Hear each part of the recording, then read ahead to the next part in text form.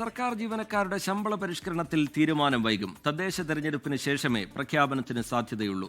ശമ്പള പരിഷ്കരണവും അവശേഷിക്കുന്ന ഡിഎയും നൽകുമ്പോൾ ശമ്പള പെൻഷൻ ചെലവ് സംസ്ഥാന വരുമാനത്തിനപ്പുറം കടക്കുമെന്നാണ് ധനവകുപ്പിനെ അലട്ടുന്ന പ്രതിസന്ധി. 24 ബിഗ് ബ്രേക്കിംഗ്.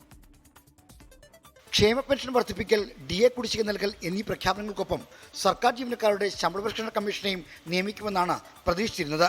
എന്നാൽ ക്ഷേമാനുകൂല്യങ്ങൾ തീരുമാനിച്ച മന്ത്രിസഭാ യോഗത്തിൽ ശമ്പള പരിഷ്കരണം പരിഗണിച്ചില്ല. രണ്ടാം ഘട്ടമായി ശമ്പള പരിഷ്കരണ കമ്മീഷൻ പ്രഖ്യാപനം വരുമെന്ന് പ്രതീക്ഷിച്ചെങ്കിലും ഇപ്പോഴില്ലെന്നാണ് ധനവകുപ്പിൽ നിന്ന് ലഭിക്കുന്ന വിവരം.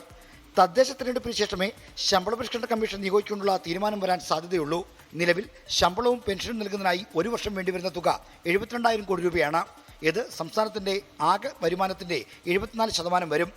സംസ്ഥാനത്തിന്റെ ഇപ്പോഴത്തെ തനത് വരുമാനം 93,262.41 കോടി രൂപയാണ്. ശമ്പള പരിഷ്കരണം നടത്തുകയും അവശേഷിക്കുന്ന 13% ഡിഎ കുടിശ്ശിക കൊടുത്തു തീർക്കുകയും ചെയ്താൽ ശമ്പള പെൻഷൻ ബാധ്യത സംസ്ഥാന വരുമാനത്തിന്റെ 110% വളരും.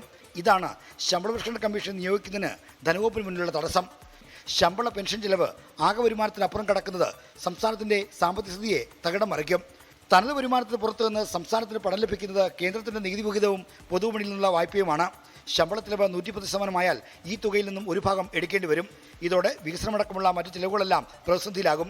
ഈ സാഹചര്യത്തിൽ ശമ്പള പരിഷ്കരണം പ്രഖ്യാപിക്കുന്നത് സാമ്പത്തിക നില അപകടത്തിലാക്കും. എന്നാൽ നിയമസഭാ തെരഞ്ഞെടുപ്പ് അടക്കമുള്ളവ സമ്മർദ്ദമായി ധനവകുപ്പിന് മുന്നിൽ നിൽക്കുന്നുണ്ട്. ഈ ആശയക്കുഴപ്പം പരിഹരിക്കാൻ രാഷ്ട്രീയ തീരുമാനം അനിവാര്യമാണ്.